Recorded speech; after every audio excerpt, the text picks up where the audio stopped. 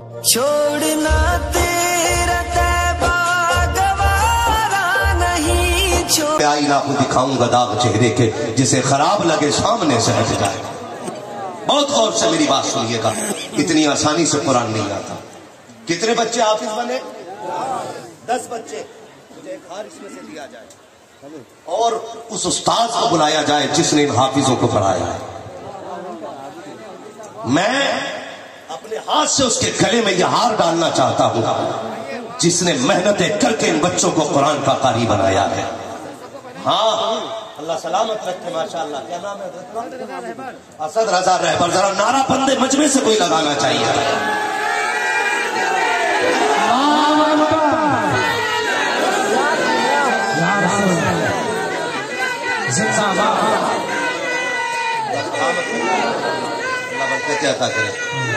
میں نے یہ ہار اس لیے پہنایا, اصل ہار کے حقدار یہ ہے. میں 1 گھنٹے کے لیے آیا, 1 گھنٹہ تقریر کروں گا, لیکن ان کی محنتیں آپ جانتے. اللہ آپ کو سلامت رکھے. آج کے بعد انشاءاللہ آپ ہر قرآن والے کی عزت کریں گے. بولو انشاءاللہ کریں گے. سارے بولے انشاءاللہ. میں نے ان کو ہار کیوں پہنایا؟ یہ 10 بچے جو قرآن کے حافظ بنے, کیا آپ کے صرف حسین نگر کے یہ بچے؟ دور کے بھی ہوں گے, باہر کے بچے ہیں نا سارے. میں اس بستی والوں کو سلام کرتا ہوں. قیامت کے دن جب یہ حافظ اٹھائے جائیں گے کہیں گے مالک صرف ہم ہی جنت میں نہیں جائیں گے, انہیں بھی ساتھ بھیج جنہوں نے بیٹا سمجھ کے کھانا کھلایا تھا, جنہوں نے اپنا سمجھ کے لقمے کھلائے تھے. اور یار اکیلے نہیں جانے والے. قسم خدا کی میں وقت ہوتا تو آپ سے آج بات کرتا, لیکن بس کچھ باتیں میری سن لے. میں نے گلے میں ہار ڈالا, تکلیف ہوتی ہے. اشتہار میں بہت چھوٹا نام ہوتا ہے قرآن پڑھانے والے. مجھے تکلیف ہوتی ہے اگر میرا نام اشتہار میں بڑا نہ ڈالا جائے. کئی مولوی بھی اس بات سے اعتراض کرتے بھئی تو عجیب ہے اپنی چھوٹی کرنے پہ لگا ہے, وہ بڑا مقرر بڑے نام والا ہوتا ہے. ہم محنت کرتے. میں نے کہا بے شک کرتا ہوں, لیکن بتا تو سکی میرا نام اتنا بڑا اشتہار میں ہے کتنی محنتیں ان قرآن والوں نے کی ہے. یار تم تو چادر اوڑھ کے رات کو سو جایا کرتے ہو, جب رات کے 3 بجتے ہیں یہ رات کے سناٹے میں ایسی سرد راتوں میں اٹھتے ہیں جن کو اپنے بچوں کی پرواہ نہیں, اپنی جان کی پرواہ نہیں ہوتی. یہ ٹھنڈے پانی سے وضو کر کے بیٹھ جاتے ہیں, اٹھاتے ہیں تیرے میرے بیٹے کو, اپنی اولاد سے زیادہ پیار کرتے ہیں, ان کو قرآن پڑھایا کرتے ہیں. تمہیں کیا لگتا ہے اتنی آسانی سے قرآن سینے میں آ گیا؟ مجھے بتا تو سکی ہم رات کو بھی فجر میں اٹھتے ہیں, مولوی اذان دے دیتا ہے, کتنے کھسا کے کہتے ہیں ابھی آنکھ لگی تھی فجر ہو گئی ہے, اتنی جلدی رات کٹ گئی, سردی ہو گئی ہے, مسجد میں پانی گرم نہیں ہے, اور تم تو شکایتیں کرتے ہو امام صاحب پانی گرم کیوں نہیں تھا. لیکن بتا تو سکی یہ کس سے شکایت کرنے جائیں گے؟ قرآن والوں کو وضو کے لیے ٹھنڈا پانی مل رہا ہے, جس فرش پہ بیٹھتے ہیں وہ فرش بھی ٹھنڈا ہوتا ہے. کیا ان کو اولاد پیاری نہیں ہے؟ کیا ان کو جان پیاری نہیں ہے؟ ہاں ہاں ان کو بھی اولاد پیاری ہے, جان بھی پیاری ہے, لیکن سب سے زیادہ اولاد سے زیادہ جان سے زیادہ اگر پیار کرتے ہیں تو قرآن سے پیار کرتے ہیں, قرآن والوں سے پیار کرتے ہیں. قسم خدا کی یہ ان کی محنتیں ہیں. میت تیری ہوتی ہے, جنازہ پڑھانے کے لیے مولوی تیار نظر آیا. سب سے زیادہ عزت کے حقدار اساتذہ. برا نہ مانیے گا, میرے گلے میں ہار میں ڈالو. ڈالنا ہے سب سے پہلے استاد کے گلے میں ہار ڈالو. اس نے 3 بجے اٹھ کے قرآن پڑھایا ہے. سب سے مظلوم جماعت اگر کوئی ہے تو وہ قرآن پڑھانے والوں کی جماعت. برا نہ مانیے گا, کڑوی سچائی ہے. لوگ میری گفتگو سن کے سمجھتے ہیں شاید یہ ہمارے درد کا علاج اس کے پاس ہوگا, لیکن میں وہ کم نصیب ہوں جو کسی کا علاج نہیں کر پاتا. ہاں علماء بھی ملے. لاک ڈاؤن میں ہماری قوم نے اتنا بڑا جھوٹ بولا. یار جن کے بزنس تھے اس پہ تو لاک ڈاؤن لگا تھا, لیکن جن کی کھیتی تھی اس کے لاک ڈاؤن سے کیا مطلب تھا؟ جب عشر لینے کے لیے جماعت گئی تو لوگوں نے کہا مولوی لاک ڈاؤن میں دماغ خراب ہے. کیوں لاک ڈاؤن میں کھیتی نہیں کاٹی گئی, غلہ پیدا نہیں ہوا, سب کچھ ہوا, لیکن ہم نے نا صرف یہ لاک ڈاؤن قرآن والوں کو دکھایا. 6 مہینے ہو جاتے ہیں ان قرآن والوں کو تنخواہیں نہیں ملتی. سوچو ذرا, روز کے 500 روپے کمانے والا گھر نہیں چلا پاتا, یہ 300 روپے کمانے والے کیسے گھر چلاتے ہیں؟ اور اس میں بھی 5-5 مہینے کی تنخواہیں ادھار، اور ہم کہتے ہیں غوث کا دامن نہیں چھوڑیں گے، زردے کے بھگونے نہیں چھوڑیں گے، بریانی کے طباق نہیں چھوڑیں گے۔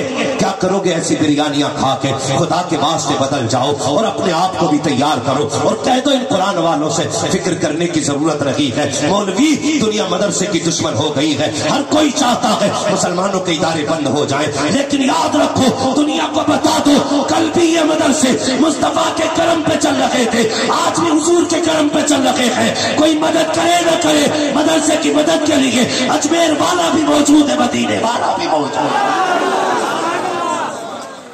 ہم 3000 میں مدرسے چلا کے دکھائیں گے، ہم 100 روپے میں مدرسے چلا کے دکھائیں گے۔ سب سے بڑی غلطی ہم نے یہ کی ہے، ہم نے مدرسوں کا ساتھ چھوڑ دیا۔ ہاں مدرسوں کا ساتھ چھوڑ دیا، وہ چل رہا ہے نا، ابا مرتا ہے نا، وہ صاحب 10 بچے بھیج دو کا، کیوں کہ 3 دن ابا کی قبر پہ قرآن پڑھے گا، جائیداد تو استعمال کرے، قرآن پڑھے گے، وراثت میں حق تیرا، قرآن پڑھیں گے، تو 3 دن چادر اوڑھ کے سوئے، آنکھیں پھوڑیں گے۔ کم سے کم ایسا تو بن جاتا، جنازہ باپ کا ہوتا، تیری زبان پہ قرآن کے ترانے آ جاتے۔ تجھے اتنی بھی مہلت نہ مل سکی کہ تو چند آیت قرآن کی سیکھ لیتا؟ سلام کرو ان قرآن والوں کو۔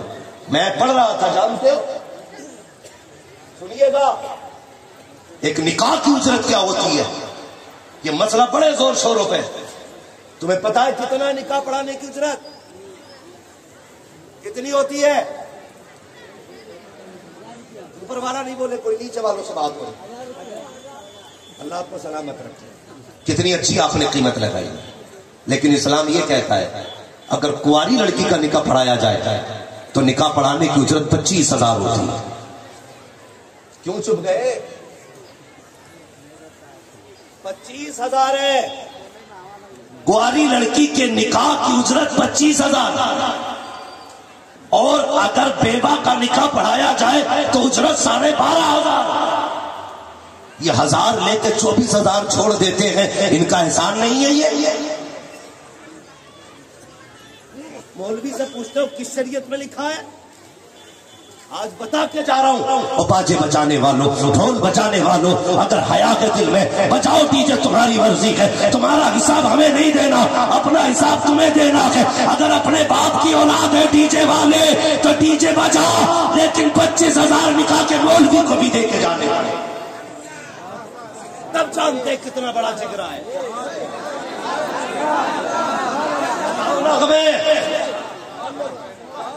25,000 بنتے مولوی کے دو گے، بڑا غریب ہو صاحب، معاف کر دو۔ ہاں کوئی جگہ اس نے معافی مانگی، ایک تو بیوی سے مہر کے موقع پہ ہاتھ جوڑے اور دوسرے مولوی سے نکاح کی اجرت کے موقع پہ ہاتھ جوڑے۔ باقی ٹائم بٹن نہ لگے، ادھر نہیں جانا، بڑی اچھی تقریر ہاں حضرت کی ہوئی ہے ابھی، انشاءاللہ اس پہ پوری قوم کا عمل رہے گا۔ بس قرآن کے تعلق سے مجھے کچھ باتیں کرنی ہے۔ کتنا مشکل ہوتا ہے قرآن پڑھنا، کبھی سوچے۔ وہ بچے ہیں جو قرآن کے حافظ بنے، میری یہ خواہش تھی کہ یہ بچے دستار کے بعد بیٹھتے، پھر میں گفتگو کرتا، لیکن وقت کی کمی کی وجہ سے مولانا عرفان صاحب نے مجھے کرسی دے دی۔ بس میری بات سن لیں، سنیں، جب ہر کسی کو اپنی اولاد پیاری ہے، کوئی ایسا ہے جسے اولاد پیاری نہیں؟ سارے لوگوں کو اولاد پیاری ہے، سب کو پیاری ہے نا؟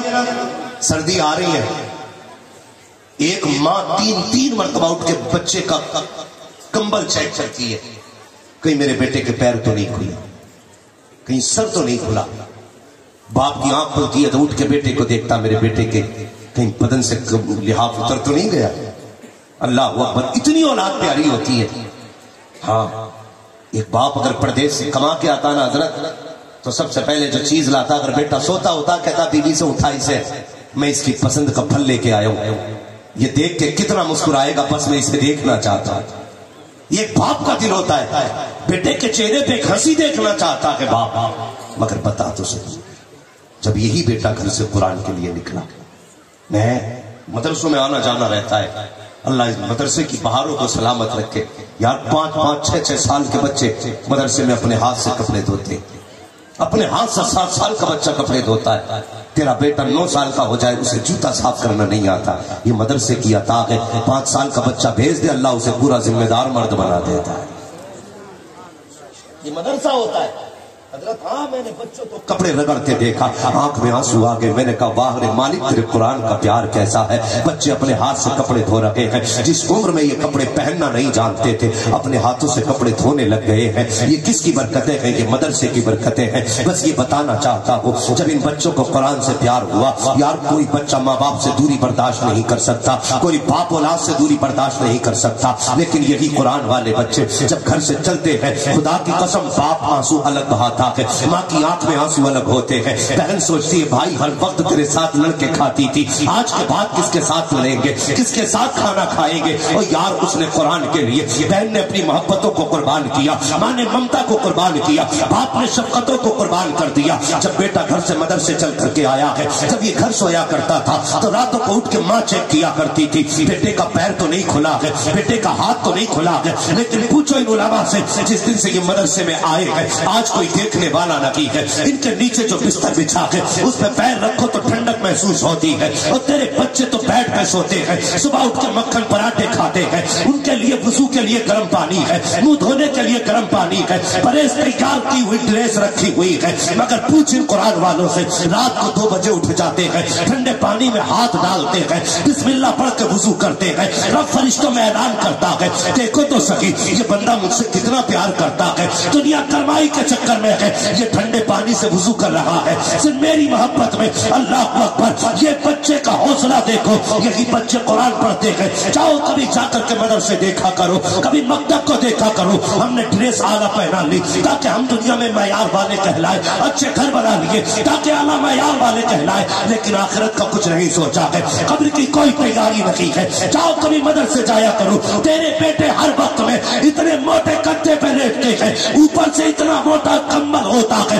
تاکہ انہیں سردی نہ لگے. لیکن یہ قرآن والے جب سے مدرسے میں آئے ہیں چارپائی تو بڑی بات ہے, بستر بھی شرافت کا نصیب نہیں ہوتا ہے. پھٹے بستر پہ لیٹے ہوئے ہیں, رات کو بدن کھلا ہے تو کھلا ہے, زمین پہ پڑے ہیں تو پڑے ہیں. کتنے بچے بستر سے پھسل کے فرش پہ آ جاتے ہیں, لیکن اٹھا لاما کو اور پوچھ تو سکی پچھلی سردی میں کتنے بچے ٹھنڈ سے مرے ہیں, کتنے بچوں کے پھیپھڑے خراب ہوئے, کتنوں کی سانسیں کبھی. کہیں گے نہیں مدرسے کا ریکارڈ رہا ہے, کئی سال سے مدرسہ چل رہا ہے, لیکن آج تک کوئی ٹھنڈ سے نہیں مرا ہے, آج تک کوئی سردی سے نہیں مرا ہے. میں نے کہا تعجب ہے مولوی, بتا تو سکی ہاسپٹل میں جا کے دیکھو 10 لاشیں آ رکھی ہے, نمونیا ہو گیا تھا اس لیے مر گیا. باپ سے پوچھا تو بتا نمونیا کیسے ہوا, کہنے لگا ایک دن روتے روتے فرش پر لیٹ گیا تھا جس کی وجہ سے اس کے بدن کو ٹھنڈ چڑھ گئی. اللہ اکبر. مجھے بتا تو سکی تیرا بیٹا ایک دن فرش پہ لیٹے تو ٹھنڈ لگ جاتی ہے, یہ قرآن والے پوری سردی لیٹا کرتے ہیں ٹھنڈ نہیں لگتی ہے. بتا تو سکی انہیں کس نے بچایا ہے؟ تو جواب یہ ہے جب بچے گھر پہ رہتے ہیں تو ماں باپ بچاتے ہیں, جب مدرسے میں ہوتے ہیں تو رسول پاک بچایا ہے.